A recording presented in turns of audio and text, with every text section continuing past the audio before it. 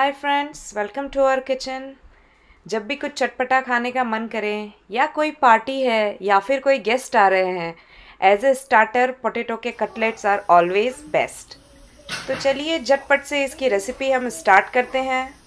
सबसे पहले मैंने यहाँ पे 10 मीडियम साइज आलू बॉईल कर लिए हैं। इनको बहुत ज़्यादा सॉफ्ट नहीं करना है और बहुत हार्ड भी नहीं होने चाहिए, तो ये 2 सीटी में पक जाएंगे।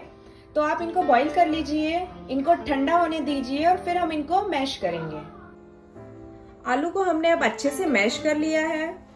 तो यहाँ पे मैंने एक बड़ा प्याज बहुत ही बारीक काट के रखा है।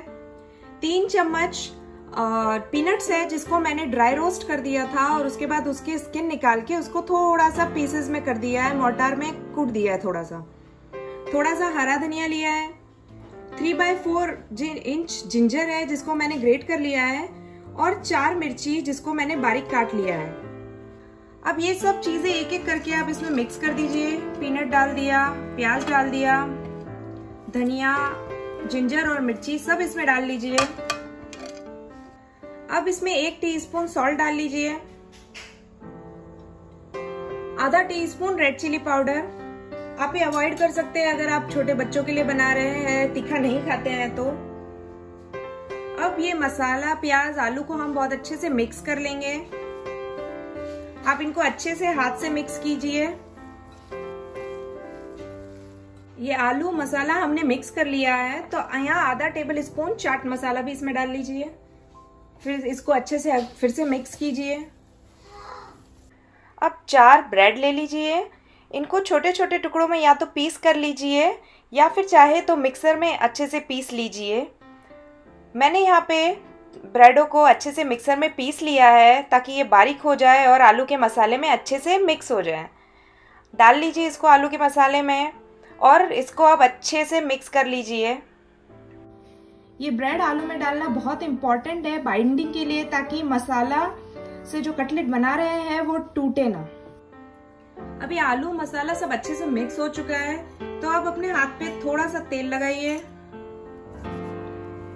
थोड़ा सा आलू का पोर्शन लीजिए और अब इसको आप चाहे तो गोल बना सकते हैं, जो शेप देना चाहते हैं दे सकते हैं। मैं इसको यहाँ पे हार्ट शेप दूंगी।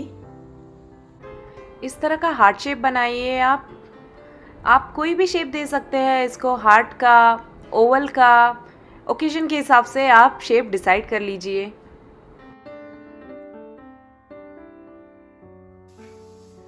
हम इस तरह का कटलेट को शेप देकर एक प्लेट में थोड़ी सी सूजी लेंगे। फिर आप अच्छे से कटलेट को दबा के सूजी चारों तरफ उसको कोट कर दीजिए। इस तरह हम सब कटलेट को अच्छे से इसको दबाइए ताकि सूजी इस पे चिपक जाए। ये हम इसलिए करते हैं ताकि कटलेट में कुरकुरा सा स्वाद बना रहे। इस तरह हम सब कटलेट को कोटिंग चढ़ा देंगे सूजी की। हमने सब कटलेट्स को अच्छे से सूजी में कोट कर लिया है। एक साइड आप पैन ले लीजिए, पैन को गरम कर लीजिए, उस पर थोड़ा सा ऑयल लगाइए। हम इसको रोस्ट करेंगे, अच्छे से सेकेंगे दोनों तरफ से, और एक वर्जन हम डीप फ्राई का भी बनाएंगे। अब एक एक कटलेट उठाइए और तवे पे रख लीजिए। हम इसको पहले एक साइड अच्छे से सेकेंगे। देखिए अभी इसको 5-7 मिनट हो चुके हैं, तो आप उठा के देखिए ये इस तरह अभी हुआ नहीं है, तो आप इसको फिर से रख दीजिए और थोड़ा थोड़ा तेल चारों तरफ डालिए। थोड़ा तेल डाल के जो टिक्की है इसको उसके ऊपर इस तरह डाल लीजिए ताकि वो नीचे से थोड़ा सा तेल में अच्छे से पक सके। यहाँ पे हम डीप फ्राई वर्जन भी बना रहे हैं, तो जो टिक्की है आप तेल गरम करके उसमें डाल लीजिए। इसको 2 मिनट बाद हम पलट लेंगे। ये 2 मिनट हो गए इसको, तो अब आप इसको पलट लीजिए। देखिए थोड़ी सी ब्राउन हो चुकी है।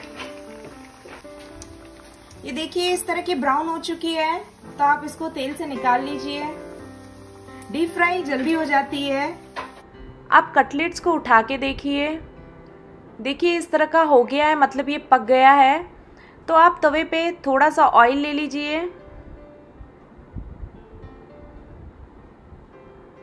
उसके बाद आप कटलेट को पलट लीजिए और उसको दूसरी तरफ से सेकिए। हम सेम प्रोसेस सबके लिए रिपीट करेंगे। ये देखिए ये कटलेट अभी नहीं हुआ है, तो हम इसको इस साइड से और होने देंगे। देखिए ऊपर से इस तरह पक चुकी है। हम अब टर्न करके देखेंगे। देखिए ये वाली दूसरी तरह से भी पक चुकी है, आगे पीछे दोनों तरफ से पक चुकी है। तो ये कटलेट हो चुका है। आप इसको साइड में निकाल लीजिए और इसी तरह सब कटलेट्स को अच्छे से दोनों साइड से सेक लीजिए। ये लीजिए डीप फ्राई और रोस्टेड वर्जन ऑफ कटलेट तैयार हो चुके हैं।